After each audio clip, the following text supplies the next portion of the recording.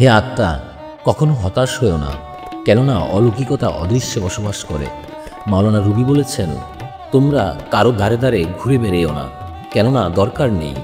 নিজের ভেতরে ভ্রমণ করো, মনের মুক্তাকুঠায় প্রবেশ করো এবং নিজের আত্মায় স্বর্গীয় আলোতে স্নান করো। তুমি কি এখন এই ব্যাপারে অবগত নও? এ তো তোমারই আলো, যার দ্বারা সমগ্র ব্রহ্মাণ্ড প্রজ্বলিত হয়। ধৈর্য এক ধরনের চিকিৎসা, যে সব কিছুকে শান্ত করে দেয়। দার্শনিক ইবনে সিনা বলেছেন, সত্য এটাই, কিন্তু পথ অনেক। হিংসা সেই পথগুলোকে বন্ধ করে দেয়। যে অনুকরণ করে সে অনুসন্ধান করতে শেখে না। চিকিৎসার কাজ শুধু শরীরে নয়, মনের নিরাময় করা। ব্যথার উপশম ব্যথার মধ্যেই নিহিত রয়েছে। মাওলানা রুমি বলেছেন, তোমাকে ঘিরে থাকা কালো মেঘ থেকে নিষ্কৃতি লাভ করো, এরপর দেখবে তোমার নিজের আলো পূর্ণিমা চাঁদের মতো উজ্জ্বল। পিছন ফিরে তাকিও না, আগামীকে ভয় পেও না। যদি তুমি অতীত কিংবা ভবিষ্যতে বাস করো, তবে তুমি এই মুহূর্তের উদযাপন করতে ব্যর্থ হবে। সকল জ্ঞান বইয়ে নেই, কিছু জ্ঞান নীরবতার মাঝেও থাকে। দার্শনিক ইবনে সিনা বলেছেন, যে নিজের ব্যথা বোঝে সেই অন্যের পাশে দাঁড়াতে পারে। মনের দুঃখ অনেক সময় শরীরের রোগে রূপ নেয়। বই হচ্ছে চিন্তার খোরাক, কিন্তু ভাবনা সেই খোরাকের রসদ। জীবনের শ্রেষ্ঠ ঔষধ হচ্ছে উৎসাহ। এমন একটি আওয়াজ আছে যা শব্দহীন, শুনে দেখো। মাওলানা রুমি বলেছেন, নতুন পথের যাত্রার প্রান্তে এমন কারো উপদেশ গ্রহণ করো না যে কোনদিন ঘরের বাইরে পদার্পণ করেনি। কৃতজ্ঞতাকে আলখাল্লা রূপে পরিধান করো, আর সেটাই তোমার জীবনকে কানায় কানায় পরিপূর্ণ করে তুলবে। 1 ঘন্টা পরিকল্পনা 10 ঘন্টা কাজ বাঁচাতে পারে। ডেল কার্নেগি লিখেছেন, দুশ্চিন্তা হলো এমন কিছু যার উপর সুদ দেওয়া, যা এখনো ঘটেনি। তুমি যদি জীবনকে সুন্দর দৃষ্টিতে দেখতে শেখো, তবে সত্যিই জীবন সুন্দর হয়ে যাবে। ভালোবাসা আর ঘৃণা আসলে একই জিনিস। হুমায়ুন আহমেদ লিখেছেন, একটি মুদ্রার এক পিঠে ভালোবাসা, আরেক পিঠে লেখা ঘৃণা। প্রেমিক প্রেমিকার সামনে একটি মুদ্রা মেঝেতে ঘুরতে থাকে। যাদের প্রেম যত গভীর, তাদের মুদ্রা ঘূর্ণায়ন তত বেশি। একসময় ঘূর্ণায়ন থেমে যায়, মুদ্রা ধাপ করে পড়ে যায়।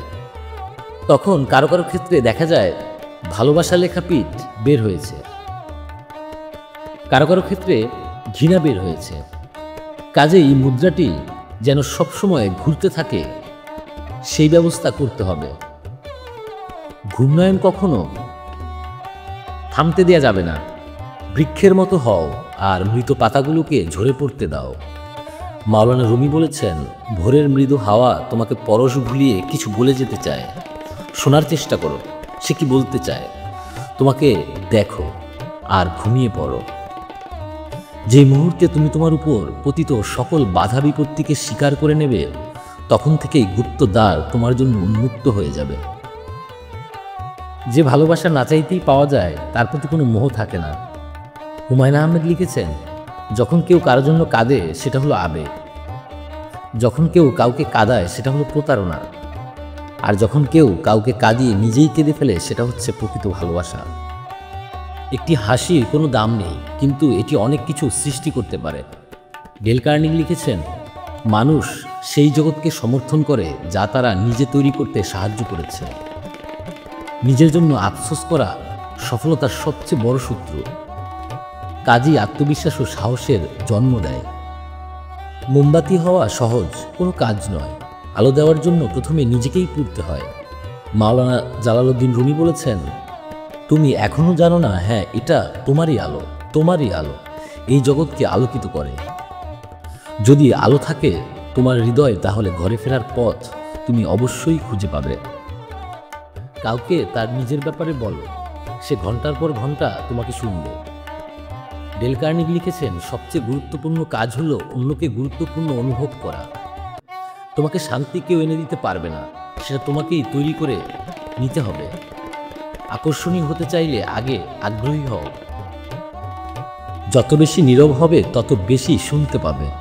মাওলানা জালালউদ্দিন রুমি বলেছেন, কণ্ঠ নয়, শব্দ ধরে তোলো।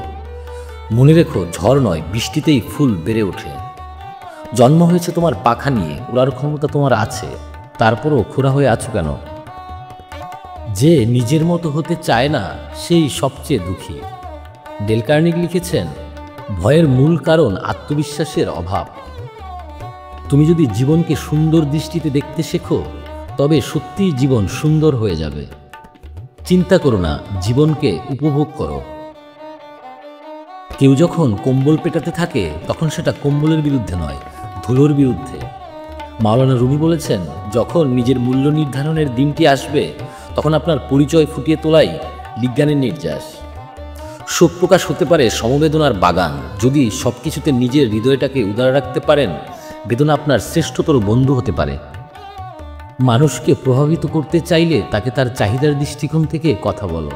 ডেল কার্নেগি বলেছেন, শত্রুর আঘাত নয়, ভয় করো সেই বন্ধুদের যারা শুধু প্রশংসা করে।